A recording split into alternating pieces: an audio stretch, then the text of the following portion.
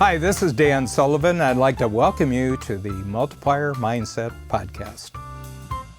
Our Free Zone success story today is just one of my very favorite entrepreneurs in the Free Zone Frontier program, Paul Abel. And Paul, originally from South Africa until he was 12 years old, and then moved to Israel. And like all Israelis, male and female, when you're 18 years old, you join the Israeli Defense Forces. And when Paul at 18 joined, there wasn't an active war going on.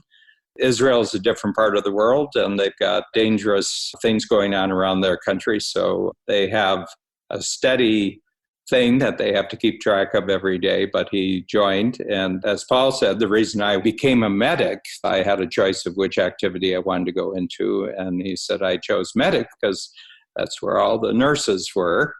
And little did Paul know that within a very short period of time, they would be in a full-blown active war in Lebanon, northern border of Israel.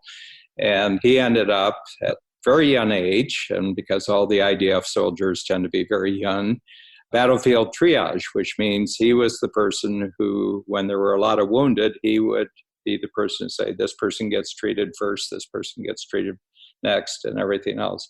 So life and death decision-making at 18 or 19 years old. When you meet Paul, you can begin to realize that he's a person who can really, really handle himself in tough situations. And then, after he did his military duty, Paul moved. He already had family members in Southern California, so Paul moved and now lives in San Diego. It's very, very beautiful there right now, and I oftentimes talk to Paul when he's in his garden, and he always complains about how I'm interfering with his free days. But Paul, just to give you a shot, I'll give you a little background on what he's doing. He provides all the compliance information that a small business. Now, just think about that. Small business, we're not a giant corporation, so small businesses can be quite large businesses. So there's local government, there's state government, there's federal government, and there's all these rules and regulations, and you can end up being sued as a employer if you are not aware and you're not actually operating according to the letter of the law. And Paul gathers up all these regulations and is very, very clever how he's able to provide all this information virtually to the employers of 50 million people across the United States. So this is kind of his normal times job. And he's continuing onward because there's all sorts of new health regulations that are coming out during scary times, and he's keeping everybody up to date. And he's working it out so that this is not onerous for the employers. It's not an extra load. He's doing it in such ways that he's actually being a collaborator with them during this period of time. And this is a big project that when Paul comes to his Free Zone workshop, this is what he works on. This is what he compares notes with the other Free Zone entrepreneurs, because it's all collaboration in Free Zone. There's no competition. But the big thing that Paul has really zeroed in during the scary times has to do with the kind of bad situation that was immediately discovered regarding masks, especially surgical masks, the top-line masks that surgeons need, and ER, health professionals, including nurses, especially with the virus, because they really haven't cracked the code on the virus. They're not quite sure how it operates and everything. And there was found that the United States was not really prepared for this. There were supposed to be huge stockpiles, and there weren't huge stockpiles. And this will all be sorted out afterwards. But Paul immediately took responsibility for certain institutions, a couple of hospitals, University of Southern California, their main hospital, New York University main hospital. And Paul has a brother who's a top pediatrician, and he's got great influence in the medical community. So Paul has been sourcing masks from all sorts of different sources that other people aren't tapping into. So he personally purchased 100,000 masks and got them out to the organizations that needed them yesterday. And he's working with other people to let's get the masks. Let's protect our frontline responders. You can't have the doctors and the nurses. You cannot have them getting sick and dying because of the virus. We have to protect them. It's almost like as Paul says, it's like when you go on the airliner and they tell you about the oxygen mask. First thing you do is you put your own mask on and then you help other people. Well, the first mask in the current situation is the health and safety of the doctors and nurses who are doing the frontline work. So really great stories from Paul. I mean, he's got a life in stand-up comedy if he decides to branch out after this, but it's such a joy to know him. It's such a joy to work with him in the Free Zone Frontier, and I was really happy to team up with him to do this interview. Well, how are you, first of all, Dan? I'm great. I'm just taking orders from other people right now. I just switch into, I've got some skills. I'm a simplifier, and I'm just going to be 100% simplifier. So anybody who's got multiplier projects, I'll just do what I do. So doing a lot of podcasts, doing a lot of creating new thinking tools for the current situation. My life's pretty simple, actually. I'm not feeling particularly hassled. I get good sleep every night. I exercise every morning, and we eat properly. So you conditioned for the circumstances. Yes, I am. Yeah. Well, Chris Voss, the FBI guy, he said, nobody rises to the challenge. Everybody defaults to their previous level of preparation. 100% right. It's so true, Dan. It's amazing how true that is because, different networks, I know a lot of people, and there's a lot of people that are frightened and scared and don't know what to do or in shock. I've seen shock before. I served in the military in the Israeli Defense Force. And I think a lot of people are in shock and don't know what to do because they just don't have the skills. And you've been an amazing coach to me. You've provided me with skills, how to adapt in this environment where my family feels safe, my employees feel safe, my clients feel safe because of the work that I'm doing is in providing them ways to cope with this situation and to see opportunities. I'll tell you that for this call today, I studied your guide. Mm-hmm. Well, we have two parts to our meeting this morning, Paul. First of all, I'd like to talk about your project and how, I can be useful to your project. And then afterwards, I'd just like to catch like a half hour of how you've upped your game during scary times. And, you could reflect on the free zone strategies, but also basically it's just how you're helping other people during scary times. So it's not really, about what we're going to do together here. It's really about you because we want to send this out.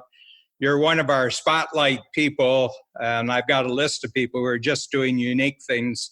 The work you're doing with USC and with NYU and getting the masks, using all of your networks, and then what you're doing for all of your customers and clients, especially the payroll companies, and then all the entrepreneurs who are connected to the payroll company networks that you have. So if we could just talk about your project and how I can be useful first.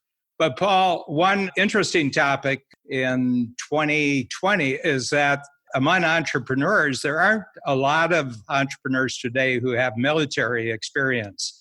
It's just a function, and that's probably a good thing. I mean, in many ways, it's probably a good thing, but military experience does add a dimension to your life. And I was drafted into the U.S. Army during the Vietnam War, and I spent 2 years in South Korea. And I just have to stick it to you here, Paul. I was smarter because I stayed away from the front lines. I stayed away from combat. And you, thinking that you were going to get by easy, ended up right in the thick of the fray. And I bet you have, just because of what your military specialty was, you have a real feel for the current importance of frontline medical personnel because that's what you were in the Israeli Defense Force. So can you just talk a little bit about what you notice the similarity between being at the front lines in combat, helping injured colleagues and the other soldiers who are injured, and just what you're noticing, how that really prepared you for how you're thinking about the current situation caused by the worldwide virus. Sure. You mentioned on a prior call that we had, when there's a crisis, people default to their previous highest level of preparation. Yeah, well, that's Chris Voss, That's Chris Voss, right? Chris Voss, yeah, that's Chris's great line. Chris's deal. So, that's exactly what happened is, so I'm uniquely equipped with being under a lot of pressure, having to make very quick decisions of who to treat and when to treat them. My specialty was training officers how to deal with mass triage. So if there's 20 people down, who do you go and treat first? By the way, you never treat the guy that's screaming, help, help, help. Okay, he's good. He's fine. The one screaming the loudest, he's fine. You worry about the one that's not screaming. You have a skill set of really dissecting a lot of information and then making decisions what to do. And there is a parallel to this. The parallel as well is that I'm, served and as a frontliner, when you're under fire, the parallel is, I think, and I know it is, our medical providers under fire. They're under fire and they're under attack and they're not armed. Okay, so one of the things I was really blessed with is I had a flak jacket, I had bulletproof vests, I had a helmet, I had goggles, I had a weapon, and I had a lot of medical supplies. Our frontliners don't. Our frontliners, this is the United States of America, the best country in the world. I cannot tell you how much I am grateful to be living in this country. This is my home. And, I believe that I am now serving and doing my part as a U.S. citizen in making available to these frontliners PPE equipment, that is personal protective equipment. I cannot imagine when I was in battle that I could go into battle without my provided for me protective equipment. And I am shocked at how bad it is out there in this great country, the best country in the world. And what I'm finding, Dan, is what's, we know is there's an establishment, right? And there's entrepreneurs.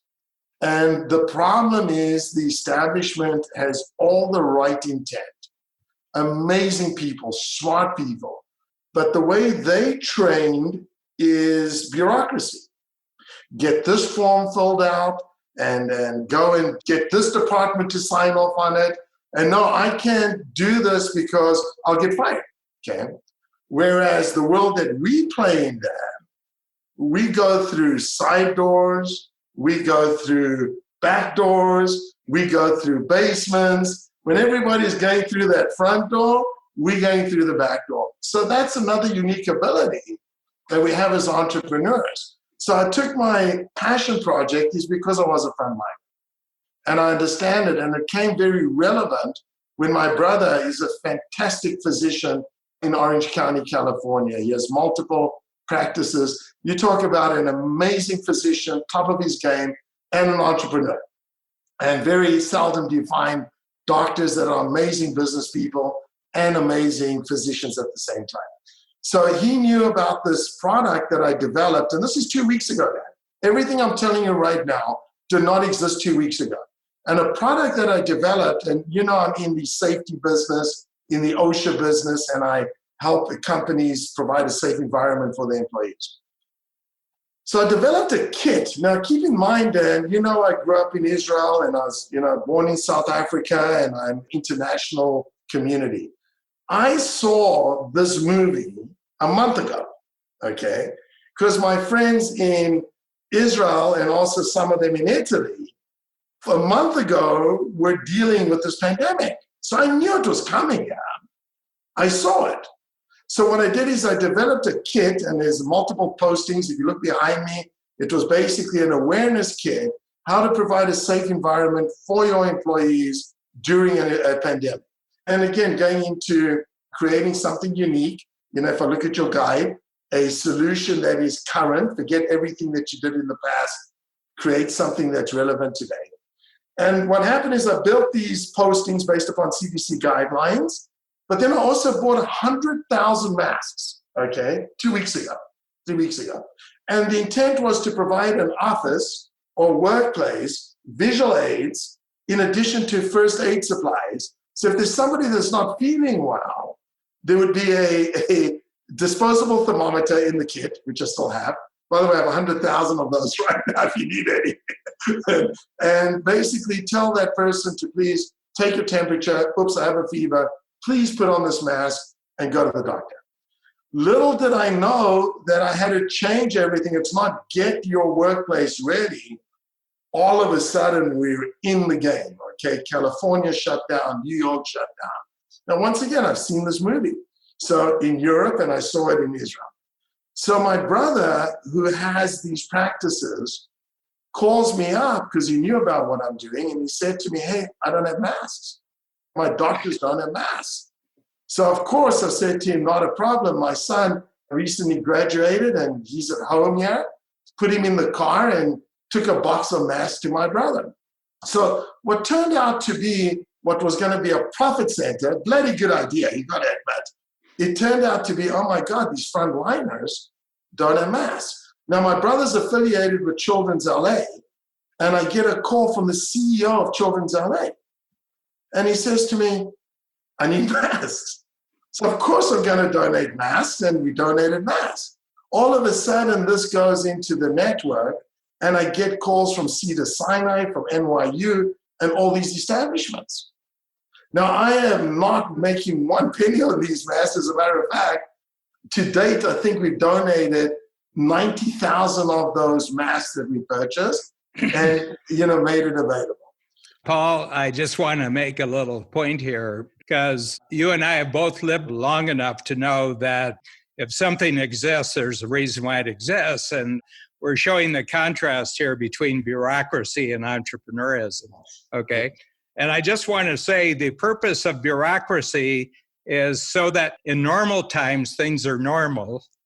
And the purpose of entrepreneurs is that in extraordinary times, things are extraordinary. Yeah, and I've got to add to that, Dad. That's where the entrepreneurs are the ones that can save us today. If we're going to depend on the bureaucracies, now I have a question for you.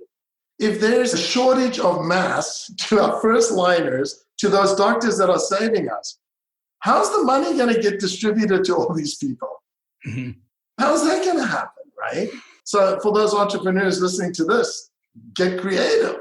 There's a problem in bureaucracies. So your point is 100% right, but because of my training, not only in the military, but because I'm equipped, being trained by you, by really understanding the systems and tools that you provided us, I'm able to execute on a level that's unbelievable. Mm-hmm. And then, by the way, I get a phone call from the head of Kaiser Permanente's head purchasing guy. Yeah, you have masks. I'm not FEMA. Okay. I never knew about masks until I bought 100,000. But then that's when you have to kick in. That's when leadership kicks in, right?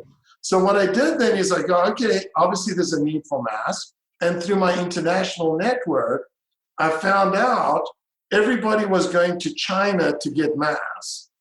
But, down south in Mexico and South America, there's lots of masks. So everybody was going through the front door.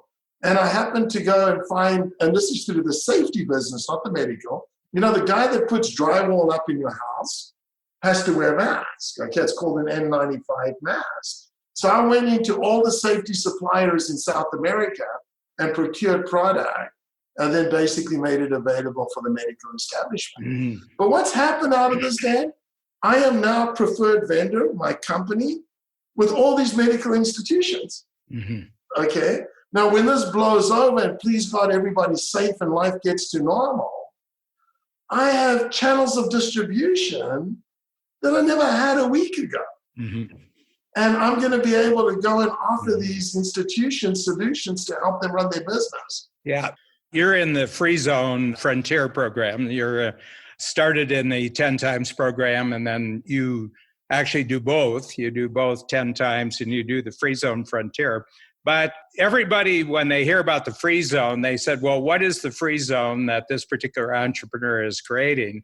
And I'd like to have you give a little background, a quick study of starting in South Africa, then being in Israel, and then moving to Southern California, but doing something different when you got to Southern California. And then you made a transition from that really into your, the area that you really love being in, and have created that from scratch. And now you're accelerating it by 1,000 times. I mean, just in the course that I've known you, which is, it's not 20 years or 30 years like I have with some clients, but you've covered about 30 years of progress in about 3 years. So can you just fill in everybody kind of what the history was of Paul Abel that brought him to the point where now he's being a real hero to frontline medical personnel in the United States during this crisis? Thanks, Dan. I was born in South Africa. Great years in South Africa, and my dad was an entrepreneur. He was in the clothing business, and he had by the way, we're Jewish South Africans, okay, which is a minority of a minority. So he was in the clothing business and used to provide overalls to the mines. And the diamond mines, no pockets, okay? So for the diamond mines, we don't want any pockets on those overalls. I always grew up and it was Levi jeans and Levi overalls, which is I found out when I came to the States, and elsewhere it's Levi's, okay? So it's just a different dialect. So I grew up in this environment, even at that young age, and this is something as well as an entrepreneur, when everybody was out there playing, soccer, I was in the stores. And I was always helping to sell, and I was helping to merchandise. But South Africa got really dangerous. Obviously in the late 70s, my dad's sister was murdered in her house. And that's when my dad sat down with my family at our table, at the dinner table. And, it's not uncommon in South Africa to have a lot of domestic help in the house. If you look at any of the movies of Africa, it's just part of the life there. So we sat down with the domestic help in the house. They've been with us for years. Okay, these are people that, all my life, knew them. My dad asked the question, he said, if there's a revolution or if there's an uprising, are you going to murder us like my sister was murdered by the domestic help that helped her? Our nanny said absolutely she would not do it, but her brother would. so we were out of there, right? So what happened is that I have an older brother and sister that came to the United States. I was 12 years old, and I have a brother who's 2 years older than me. Went to Israel. So my dad's passion was always to go to Israel. So that's where I moved to Israel at the age of 12. Basically amazing teenage years in Israel. And you learn street skills in Israel. It's a little different. It's survival of the fittest. It's a bad neighborhood around Israel. And you're always aware of, there's an enemy. And it's just part of your DNA. You're always awake. You're always awake. You're walking down the street and you see a backpack. You don't say, oh my God, somebody lost their backpack. Shit, it could be a bomb, right? So you're always awake. So that's a skill, again, that I'm going to refer to that's built into my DNA that made me uniquely equipped for this new venture I'm in. And then after, I wasn't a good student then, I'll promise you that. I have ADD, I have dyslexia, I have ADHD. And I gained it because I always claimed that I didn't know, how to speak Hebrew properly. Then I said, I was always playing games. I don't know if I graduated high school. 50% I graduated high school, don't remember. But went straight into the military. It's a mandatory service in Israel. It's mandatory where men serve 3 years and women serve 2 years, which I think is a wonderful thing. And I believe that any country that has that available, I think it builds character. There is no social levels in the military. You are who you are. Okay, it doesn't matter what background you come from. And if you don't have good character, you're going to find out the hard way. So by serving in the military, my intent was, my best friend, he wanted to be a warrior and a fighter, and it wasn't my initial intent. My initial intent was to get back to the US. My family was at that stage in the Burger King business, and I just loved coming to San Diego, and beautiful woman here, and I was a teenager, and I'm going, what do I want to go to Lebanon? What do I want to go do and fight? Cut a long story short, I found out that there's this thing called a medic. And the key to the medic is obviously the intent is to save people and to do the right thing. But then I'll be honest, I also heard that medics have nurses and they have roofs over their house and there's hot food. So it was a perfect fit for me as a simplifier, as you know me, to basically make this work as well. Well, little did I know that there was going to be a Lebanon war. Little did I know that there was going to be some bad times. So being in that environment, I really developed certain skills of survival skills that you don't typically acquire in day-to-day life. And you see things that you don't want to see for the rest of your life. It just gives you, this highest level of preparation, right? It's just this highest level of preparation. So when I got discharged from the military, I immediately got onto a plane and arrived in San Diego, California, which is now my home, that I've been here for 30 years. And I worked in my family's business, which is Burger King's. And this is another interesting thing, right? So here I am, you know me as a quick start, as an entrepreneur. But the reason for my success, Dad, I believe, is I take the military structure, okay, this structure, and then you go into Burger King, which is a franchise, and it has manuals. You can only put 4 pickles on that Whopper, Dan, not 5, okay? And you can have that Whopper anywhere in the world, 4 pickles. Well, because I don't have this innate understanding of structure and process, by having the understanding and knowing it and respecting it, really has augmented my unique abilities of creating, but understanding the importance of structure. So it was terrible. I mean, imagine me in a franchise. I can't change anything. I'm not allowed to innovate. I can't simplify. Again, why don't we put 3 pickles on? Why do we have to do 4? And it was horrible. But then I went into, my brother was in the fitness equipment business, and that was about 40 pounds ago that I was in that. And I learned how to sell. It was the first time I learned how to sell. By the way, at this stage, I had never done a Strength Finders. I'd never done a Colby. I had no idea what unique ability was. And I was inserted into a family business that was all about structure, all about franchising, and you just do it this way. You always do it this way. And it was terrible. It was terrible. To the extent where I was blessed in 2006, we put together with the family and bought the franchise for what's called Brugger's Bagels. It's a bagel franchise. And I was the sweat equity partner. So I was the sweat equity partner, just got married. I enjoyed that because it was creative and, building, finding real estate and developing these brands. And by the way, we're now looking back that I know from your training what a simplifier is, what a Colby is. Looking back, all the other franchisees in the country, Dan, they would hire these highly paid real estate people to find locations. Well, Dan, I had 600 people working for me. You know who they were?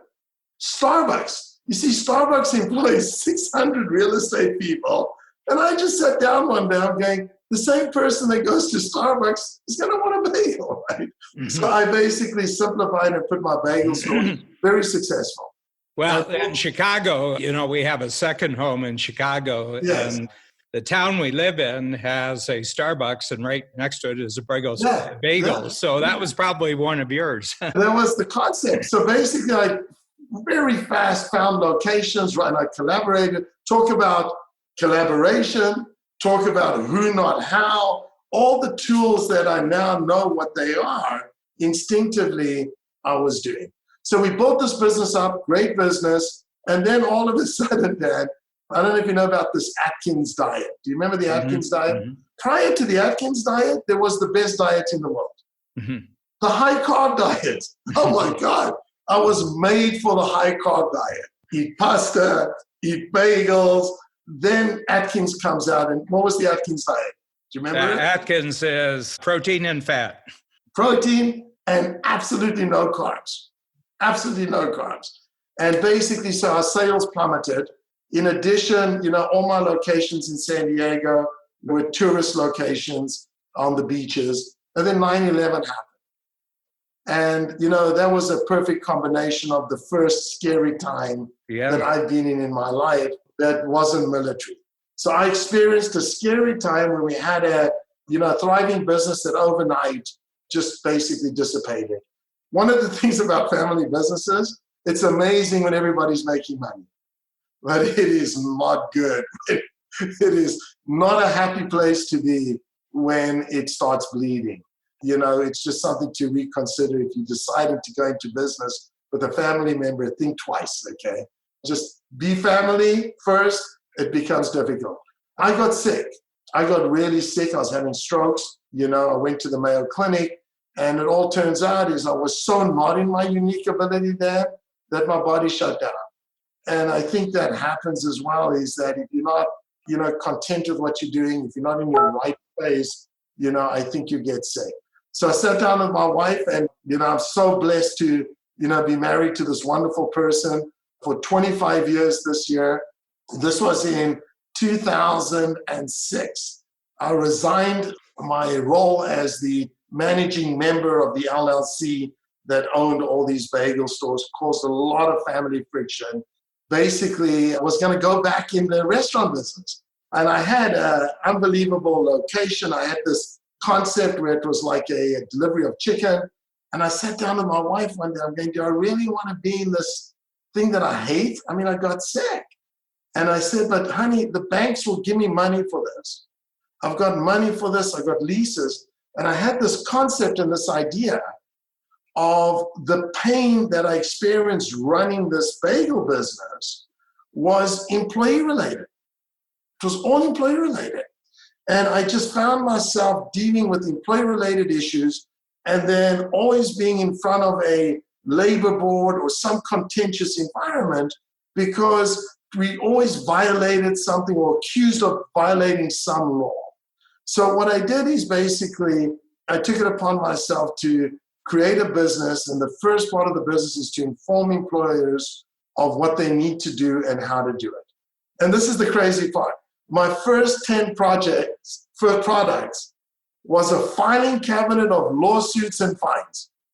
So I took all the lawsuits and all the fines, and I looked at them, and I started asking around, and others were also getting sued and fined for these same things.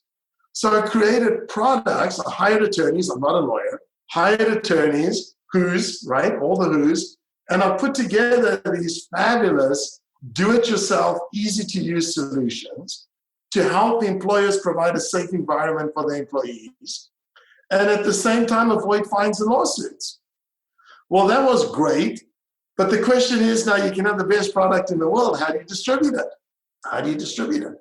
So basically, obviously through friends and family, we started distributing the product. And then something to mention, Dan, is previously I was in the bagel business. I got bagels into Costco, which, by the way, here's another sign, Dan. I didn't know until the age of 45 that I was an entrepreneur, okay? Meaning a true entrepreneur, till the age of 45, okay? So this is what I did, is I basically got the bagels into Costco to do road shows before road shows were in Costco. And my partners nearly sued me as a member of this entity for violating our partnership agreement. We were doing something like $100,000 a month selling bagels in Costco, but it was not what you should do. It's not in the manual, right? So these are all the signs that were out there. Cut a long story short, I decided to partner with associations and chambers of commerce. And I thought, okay, they have members. Once again, through your training, I know I must simplify now. And I realized, now I'm looking back, I was looking for multipliers. So I partnered with associations and chambers of commerce that had members. And I made available to these entities very low price solutions to offer to their clients. And that's how I got my first products out there and helped those clients. And this was mostly paper. I mean, this was a paper. This is all physical paper. These are posters on the bulletin board, like the ones you have right behind you. Including first aid kits, okay, and all sorts of hard goods that basically businesses need, eye wash stations, anything that OSHA required, which is the government entity that enforces safety in the workplace. So I would study the OSHA manual, I would see the fine, and I would then create the product. So anytime anybody ever got a fine, I said, give me the fine. I'm going to create a product. So any fine that I got, I created a product and I'd show the fine and I'd show the solution.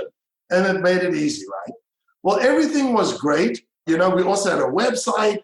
We were the #1 search guy on Google. And then in 2011, this is another lesson. We had one of the highest ranking websites out there. Google changed its algorithm. And overnight, we were banned, from where we were the best. And again, everything was hiring consultants. We were banned. So here it is. I had no revenue coming in from these websites. We're, again, another scary time.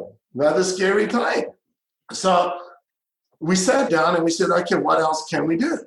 And at that stage, I was noticing that there were these SaaS-based software programs out there, CRM-type products that are today very populated. I even noticed that Microsoft, we used to buy these $400 boxes at Office Depot and go load them on the computers, and Microsoft started selling these subscriptions for $9 a user, $10 a user, etc. So I looked at my solution, and we're in the label or poster business, which is basically we assemble all the mandatory notices that employers by law have to inform their employees, or they'll get some sort of a lawsuit or fine. And those are state postings, federal postings, today the county and city as well. And we basically used to sell that product for about $50 to $100 a year. It was an annual deal. Well, the Obama administration came in, and that's when my business just blew up. You have no idea how many laws came into play, And then the states took it upon themselves, California and New York, to introduce way more laws than ever before. So it really became a pain. It was a major pain for employers to keep up with this ever-changing climate of these laws that are, basically the states and cities are coming up with. So I took this idea and I said, okay, how do I make this poster now a very small monthly fee? And again, I'm the simplifier, right? That's the simplifier. How am I going to take this $100 fee and I take what these CRM companies are doing and Microsoft is doing, and how do I charge $3 to $5 a month? So that's another thing why I want to tell you why I wanted to do it so low price. If you look at me right now, you can see that I'm carrying a little bit of weight, I still pay $5 a month to Family Fitness, which is now 24-hour fitness, that I signed up 20 years ago. 20 years ago, but it's $5 a month, Why am I going to cancel it? I may use it if I go for $5 a month. So I knew if I price this $3, $4, $2, then potentially this could be a giveaway. And that's when we integrated with benefit brokers, payroll companies, CPAs. Yeah, and so you're looking now for the multiplier collaborators. 100%. Yeah, and I mean, you've been doing this all along, but now you've really got the digital world at your, everybody who communicates digitally is now a highway for you. Oh, absolutely. As you know, I presented 8 months ago, I had the vision that more and more employees would work remotely because technology, only because technology. And I created this platform, that, the e-poster service. I've trademarked it, I'm patenting it. It's called the e-poster service. It's the electronic distribution of these same notices to remote employees. So employers are still obligated to inform those employees in the workplace that are not coming into the office the same laws. It's the only time the Department of Labor actually allows the electronic distribution of these notices. Well, I built a platform for a very large PEO, and I have 100,000 users now, that are on this platform. And, it's the magic word, PIPM, per employee per month. Oh, it's a wonderful name. God bless America. God bless America. And that's why I'll talk to you about my passion project. God Yeah. bless America. Okay.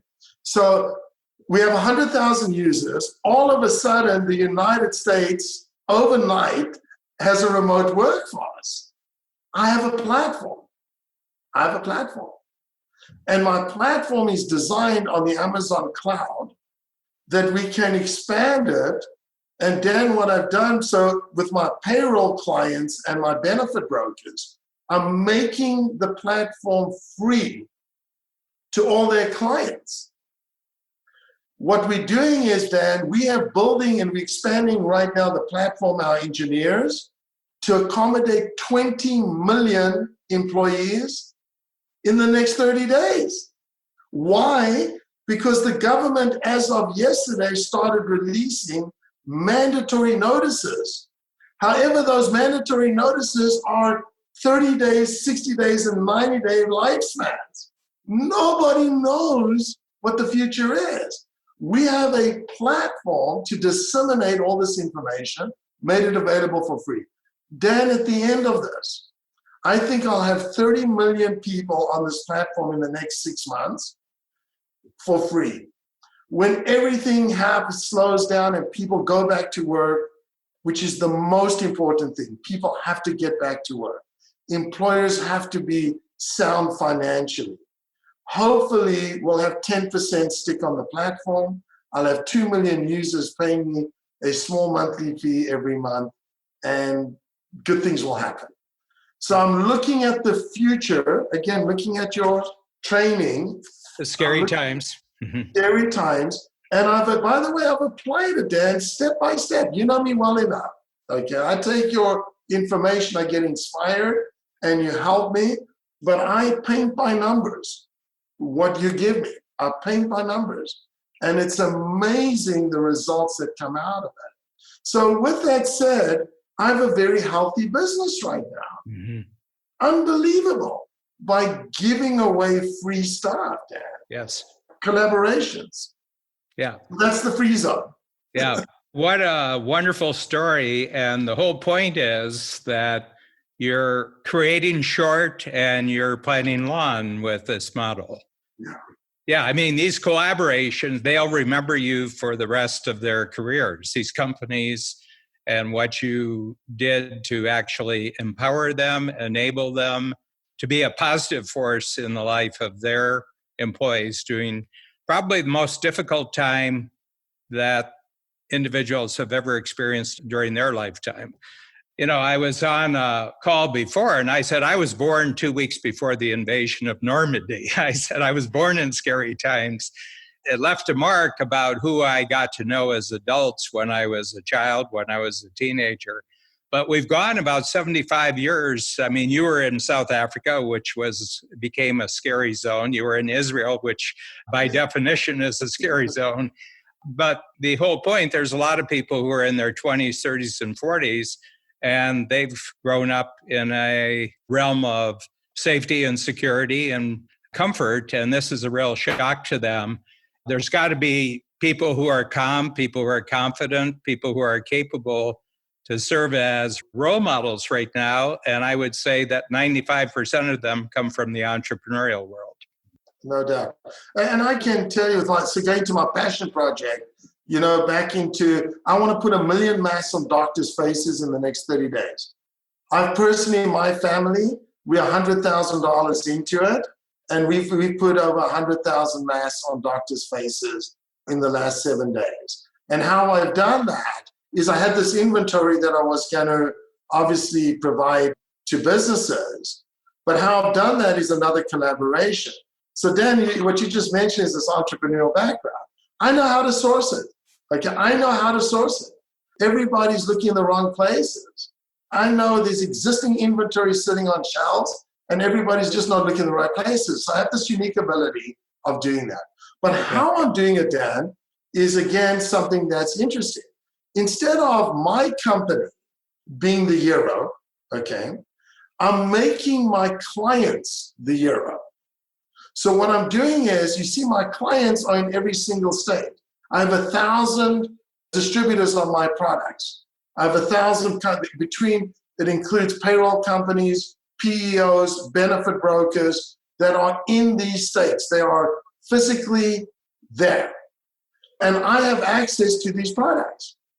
I'm suggesting everybody put GoFundMe accounts together with their local communities because I have the sources. And the whole point is for my clients to be the heroes by me providing them the playbook and the product. You see, they haven't got this training that you and I have in how to be so agile in this environment. So you have no idea how grateful they are that I'm arming them in this unbelievable, scary time where their companies and the employees feel so great. Their salespeople are having a tough time selling now in this environment. Guess what they're doing? They're going to their prospects and only healthcare frontliners. I will not make this product available. If I see this on eBay and Amazon, I got friends that will come hunt you down. Will hunt you down. Okay. This is 100% frontliners. But you see, these payroll companies and benefit brokers work with home healthcare companies. That's their clients. They know who the frontline is. So what I'm doing is I'm providing it to them. They are heroes in their community. And it's getting out to the right people that no government can do this. Yes. And it's instantaneous. It's a very agile group. You know, their preparation is to be agile anyway. Their preparation is to be connected with everyone important in their community.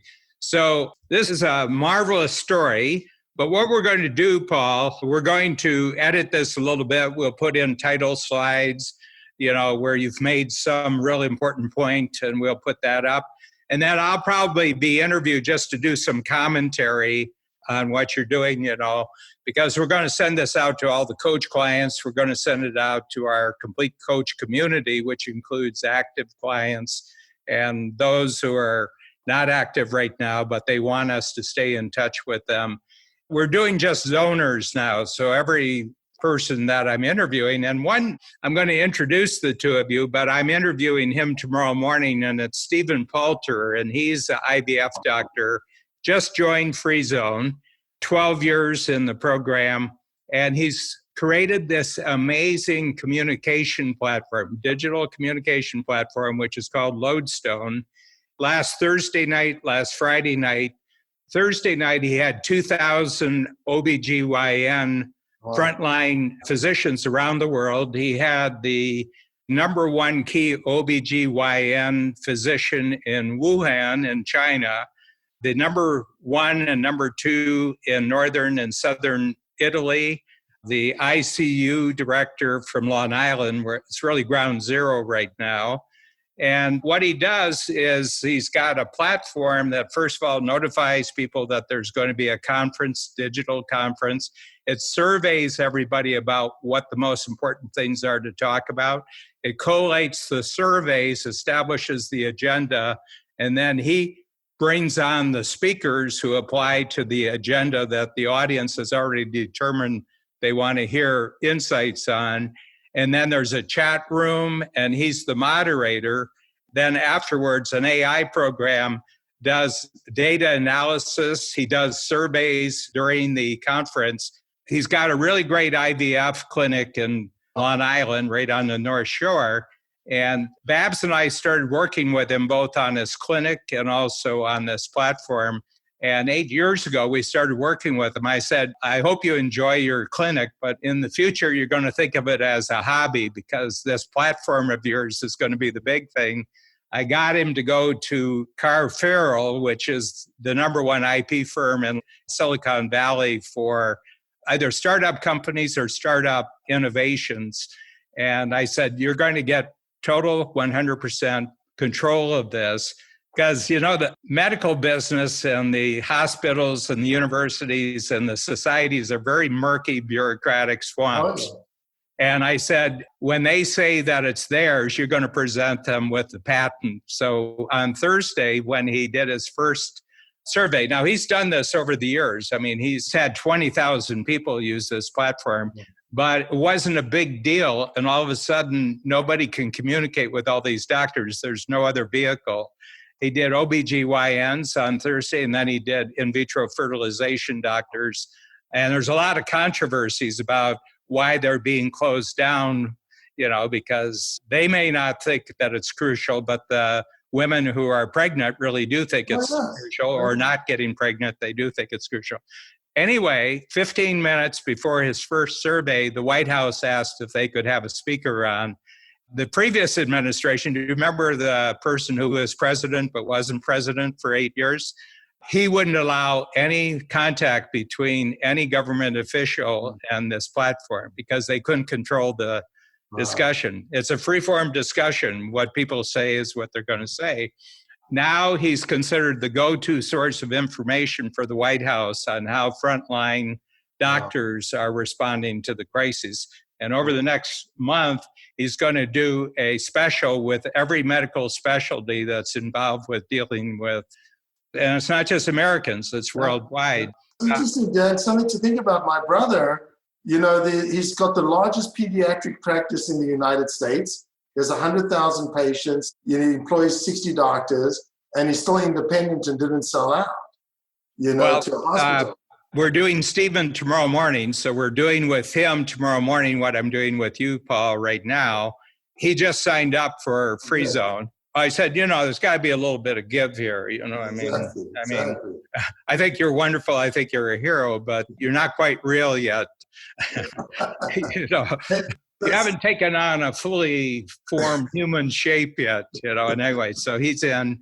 And then we're just going through the freeze, and the free zoners are just, first of all, they're calm, they're confident, they're capable.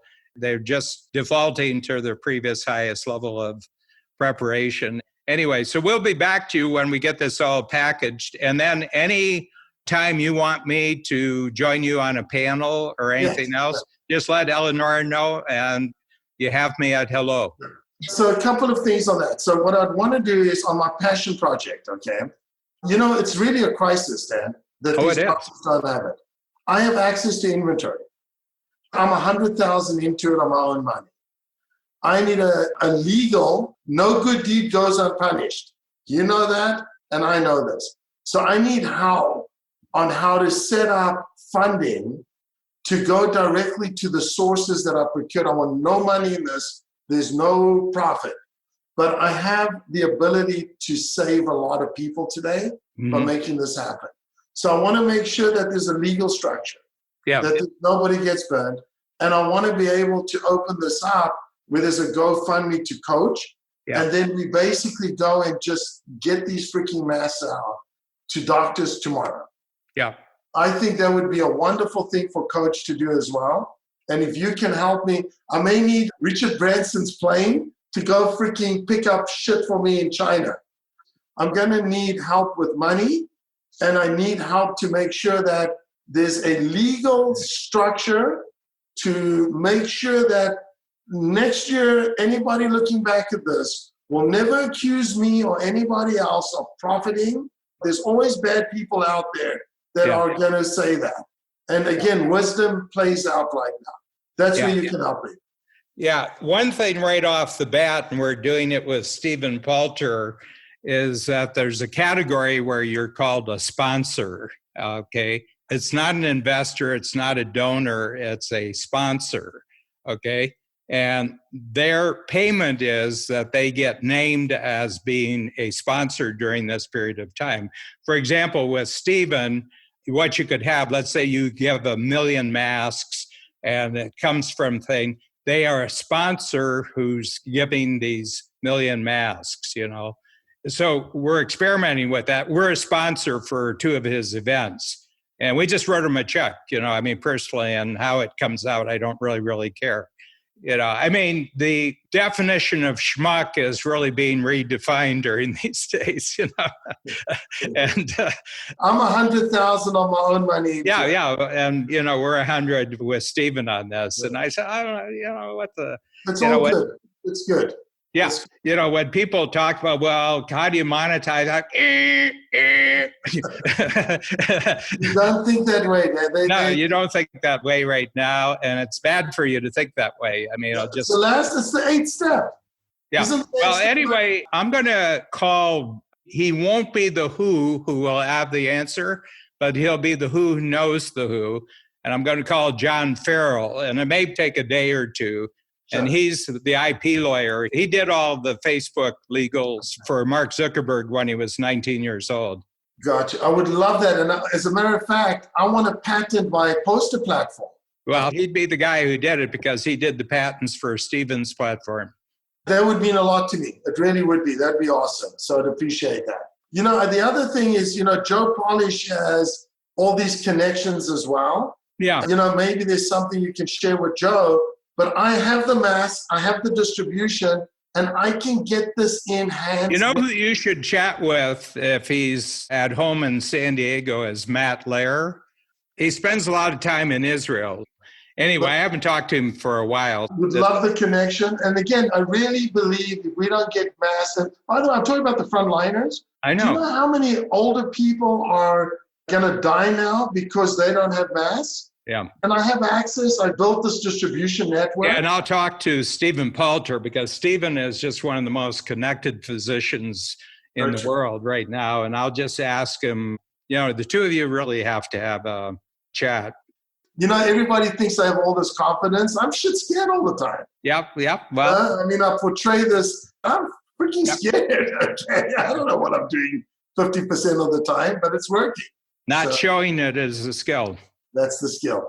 So the other ask is this is, and because of timing, I don't know who, but it's like a Richard Brandt, somebody who has cash and somebody who can come in and just help me get this out there. It needs somebody big like that. Yeah. I think we'll put a call to Jay because Jay got a big check. And the other person I'll put you in touch is Lee Richter, who's in... of course I know Lee, yeah.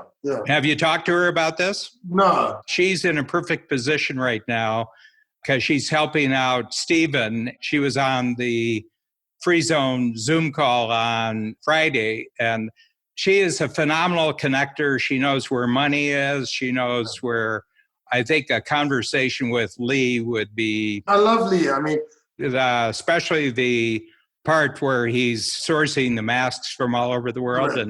And he has connections all over the world that only Americans whose names are 7 syllables with a lot of vowels really know a lot about. You know who survives in this new world? Only the people that are skilled in survival skills. Yeah. My children are very fortunate to have me as their papa. Yep. They're soft. Well, you know, if you can guarantee a soft world, it's okay. But I think all the guarantees are running out right now. So, you know, Dan, on another just subject, just real quick on this. Safety, okay? Something I want to just talk to you about. I don't believe the federal government's going to get money out fast enough to those that need it the most, okay? And those are minimum wage employees that got laid off. And I have experience in safety from South Africa, right? I mean, I know what that looks like, and Israel. I really am worried about safety and about what desperate people do in desperate times. And it's just something for you to consider as well, to think about. Potentially, what happens if the government is, how they're going to get the money into those that need it if those that need it don't have bank accounts? Those that need it go to payday loan places and cash out. So what happens when people are desperate? What happens when the baby's crying and the mother says, go get food? I've seen that movie. It's not a good movie. Yeah. So just something to think about. Yeah. He's got this changes and we don't have to Well, I tell you something, both of us have to connect with multipliers, Paul. I mean, I'm a simplifier, 100% simplifier, just like you. So we can put together great ideas and simple ideas, but we have to connect with the multipliers. Yeah, for sure. Yeah. But I think the masks, we got to protect the people who are protecting everyone else. And it's now. It's not in 6 months. It's now. Yeah. Help me out. Thanks, guys. You guys are heroes. Okay. Thanks, Paul. Bye.